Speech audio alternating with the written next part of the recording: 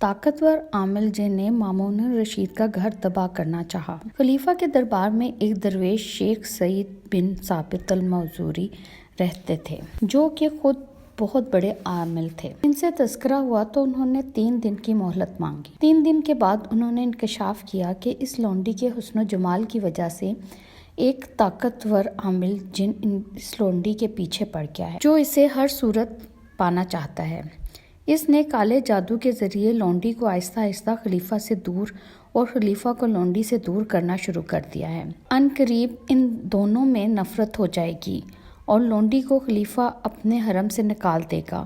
یوں یہ اپنے گھر واپس کسان کے پاس چلی جائے گی اور اس کالے جن کا مقصد پورا ہو جائے گا۔ گھریلو جھگڑے کیوں ہوتے ہیں؟ اس درویش نے ایک اور بات یہ بھی کہی کہ گھریلو جھگڑوں میں سارا ہاتھ جنات کا ہوتا ہے اور جھگڑوں میں ان کے کئی مقاصد ہوتے ہیں۔ ضروری نہیں ان کا مقصد عورت کو پانا ہو، ان کے اور بھی کئی مقاصد ہوتے ہیں۔ اگر ان گھریلو جھگڑوں کا علاج کرنا ہے تو ان جنات کے دفع کرنے کا انتظام کرنا بہت ضروری ہے۔ اس کی طرف اکثر لوگ توجہ نہیں دیتے، جس کی وجہ سے کام اکثر طلاقوں، جھگڑوں، گھریلو بے سکونی کی طرف چلا جاتا ہے۔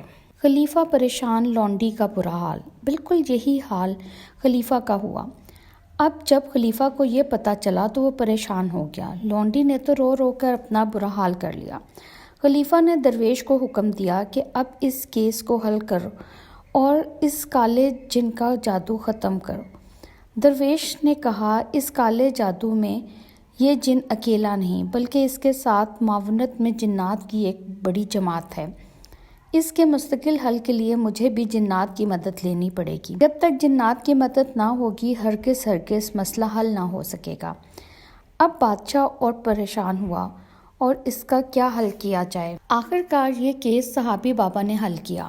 اس دور میں ایک درویش بصرہ میں رہتے تھے جن کا نام مالک بن عبید تھا۔ بڑے اللہ والے تھے۔ دن رات سائلین کا ہجوم ان کے پاس رہتا تھا۔ ہر شخص ان کے پاس سے اپنی مراد پا کر جاتا تھا۔ بہت متبع سنت اور صاحب شریعت تھے۔ میں اس وقت ان کی محفل اور مجلس میں جایا کرتا تھا۔ خلیفہ کے درویش شیخ سعید بن ثابت ان سے ملنے آئے کہ یہ مسئلہ ہے، آپ کے پاس لاتعداد جنات آتے ہیں، کسی بڑے طاقتور جن کے ذریعے یہ مسئلہ حل کرا دیں۔ چنانچہ میں صحابی بابا اس وقت موجود تھا، اس لیے انہوں نے مجھے فرمایا کہ آپ یہ کام کر دیں۔ میں نے تعمیل حکم میں جی کہہ دیا اور کچھ دنوں کا وقت مانگ لیا۔ اب میری کہانی سنیں کہ میں نے کس طرح اس کالے جن کا پیچھا کیا اور کس طرح اس کو جادو کا خاتمہ کیا۔ سب سے پہلے میں نے درویش کو چند اعمال کی تراکیب بتائیں اور پھر اس درویش نے خلیفہ کو یہ تراکیب بتائیں۔ یہ اعمال اور تراکیب اب تک میں نے بے شمار لوگوں کو بتائیں اور کئی مسائل حل کیے۔ جس کو بھی بتایا اس سے فائدہ ہوا۔ طاقتور جادو سے نجات کا مجرب عمل۔ پہلا طریقہ یہ ہے کہ اس عورت کے پرانے کپڑے لے کر، چاہے ایک کپڑا ہو لیکن ہو زیادہ سے زیادہ استعمال کیا ہوا، اس کپڑے پر روزانہ سورہ فلق، ماہ تسمیہ 200 بار صبح اور سورہ ناس 200 بار شام کو گھر کا کوئی فرد پڑھے، لیکن توجہ، خلوص اور دھیان کے ساتھ۔ اگر مریض خود پڑھے تو نفع زیادہ ہوگا، ورنہ گھر کا کوئی فرد ہو یا باہر کا کوئی بھی فرد، یعنی رقم دے کر پڑھایا ہوا ہو تو ہرگز فائدہ نہ ہوگا۔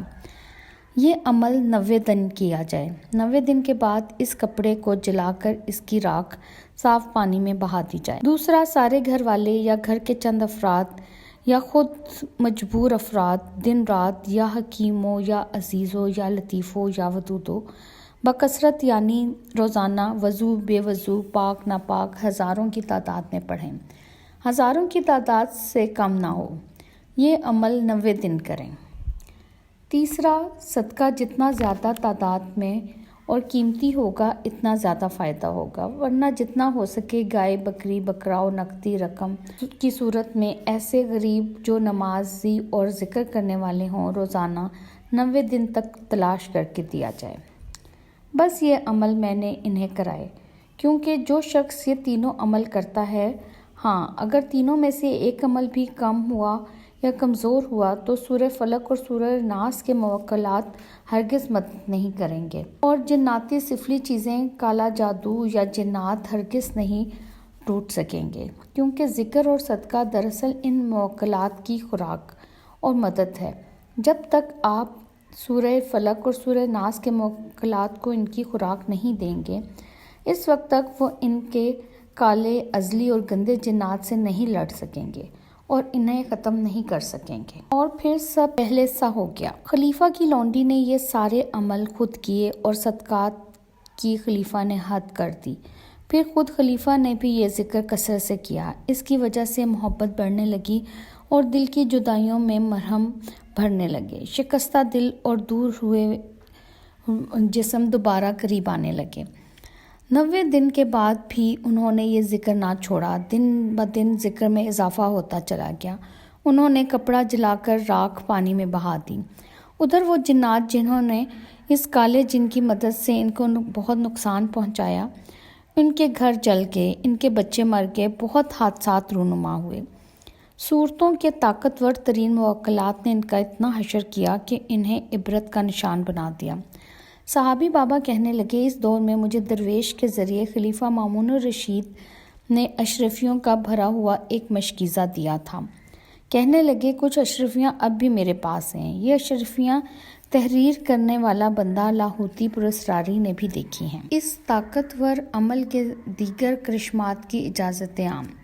صحابی بابا نے اس سارے عمل کے فوائد اور مزید کمالات اتنے بتائے کہ میں خود حیران ہوا۔ چند فوائد لکھتا ہوں۔ اگر کسی کی اولاد نافرمان ہو، وہ یہ عمل مستقل کرے۔ گھریلو جھگڑے میاں بیوی کے درمیان یا اولاد کے مسائل یا آج کل عام طور پر رشتوں کی تلاش یا روزی کی بندش، قرضوں اور اس جیسے مسائل کی وجہ سے جو لوگ پریشان ہیں، پورے خلوص اور اعتماد اور توجہ اور دھیان سے عمل کریں، آپ کو منزل ملے گی، کمال ملے گا۔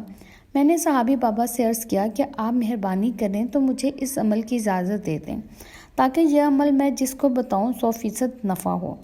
صحابی بابا نے خوشی سے اس عمل کی اجازت دے دی اور میری علامہ لاہوتی پراسراری کی طرف سے اس عمل کی ہر ایک کو اجازت ہے۔ خبردار، یہ حزب البحر کا عامل ہے۔ ابھی پرسوں جولائی 2010 کی بات ہے، میں رات کی آخری پہر قبرستان پہنچا۔ کیا خوب سناٹا، ہر طرف تنہائی، ہو کا عجیب عالم تھا۔ جنات اپنے بچوں کے ساتھ کھیل رہے تھے۔ جنات کے بچے مجھے چھیڑنے کے لیے دوڑے، کیونکہ بچے تو بچے ہی ہوتے ہیں، چاہے وہ انسان کے ہوں، جانور کے یا جن کے۔ ان کے مزاج میں شرارت ہوتی ہی ہے۔ ایک بچہ دوسرے سے کہنے لگا، آؤ اس کی ٹانگ کھینچتے ہیں اور اس کو گراتے ہیں۔ دوسرا کہنے لگا، نہیں، اس کے سر پر مکہ مارتے ہیں۔ ہر بچہ کوئی نہ کوئی شرارت سوچ رہی تھی۔ وہ ہنستے، کھیلتے، اچھلتے کودتے میری طرف بڑھ رہے تھے۔ دور ہی سے ایک بوڑھی جنی نے بچوں کو ڈانٹا اور کہا، خیال کرو، یہ حزب البحر کا عامل ہے، اس سے بچ کر رہنا۔ بچے ایسے بھاگے جیسے کوا پتھر سے بھاگتا ہے۔